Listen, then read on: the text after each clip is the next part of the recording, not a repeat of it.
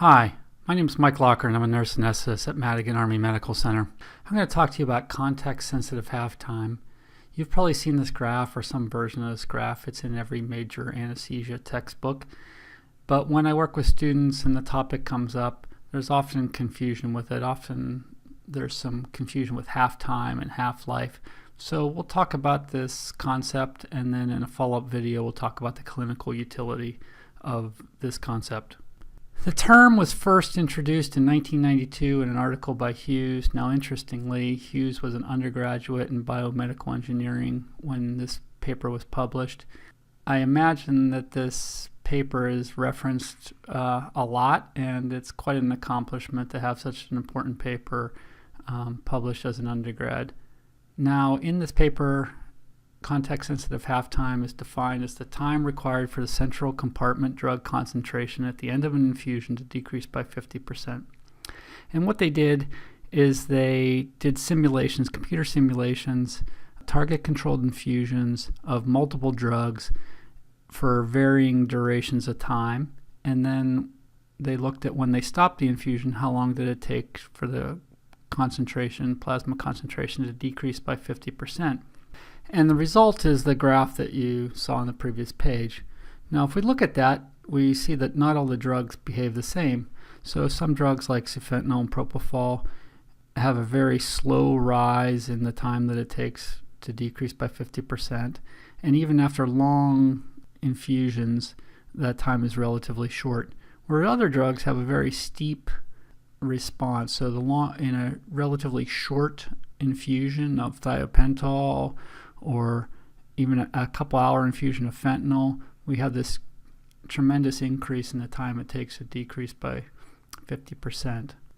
So why is that? Well, when a drug, in this case I'm using propofol, and I use propofol as an example in a lot of these simulations that I do over the next few slides, but any drug really, when we give it into the vasculature, leaves the vasculature for a number of reasons. So one reason is it could be metabolized or it could be excreted, and we call this clearance. Another reason is through distribution to tissue like muscle or fat.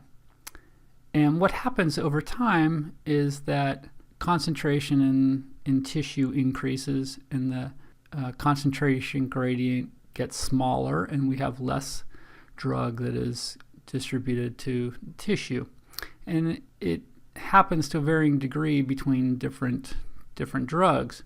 So the contribution of distribution as a method or as a reason for plasma concentration to fall is variable between drugs, and it decreases over time.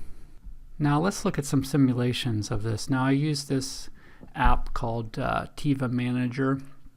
It's only available on Android, so if you have a tablet and you could get this, you could use this app. It's less than $10, and I find it to be pretty good.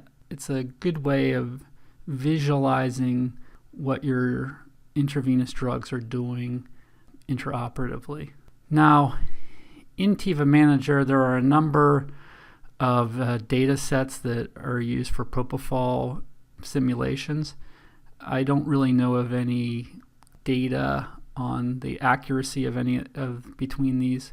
I just chose the most recent data set, which is from Ella Veld in 2014. So in this case, I'm using a constant rate infusion versus a target infusion, but the concepts are the same. If we give a constant rate infusion of 150 mics per kilo per minute for an hour and we turn it off, the time it takes to drop by 50% is 5 minutes. And if we run the same infusion for 3 hours and we turn it off, the time it takes to decrease by 50% is 8 minutes. And if we do it for 6 hours, the time to drop by 50% is 11 minutes. So we have this increase in the time it takes to drop by 50% that's related to the duration of the infusion. But for propofol, that increase is a kind of a low slope.